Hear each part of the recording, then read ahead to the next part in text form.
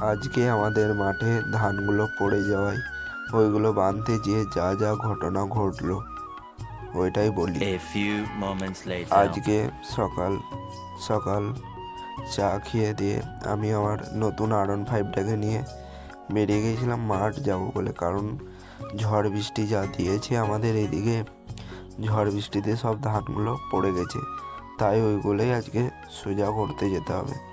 তার কিছুক্ষণ করার পর সাইকেল চালানোর পর আমি চলে এলাম মাঠে। আর মাঠে এত কাদা বৃষ্টি হয়েছে, তারপরে কিছু বড় বড় কেলেন আর নদী নালা পেরিয়ে আমি চলে এলাম মাঠে।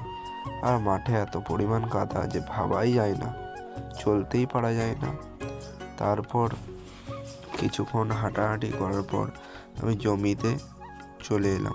আর কিছুক্ষণ কাজ করার পর আজকে এতগুলোই ধান বাঁধা হচ্ছে। আবার দেখা হচ্ছে নেক্সট ব্লগে। Tata, bye bye.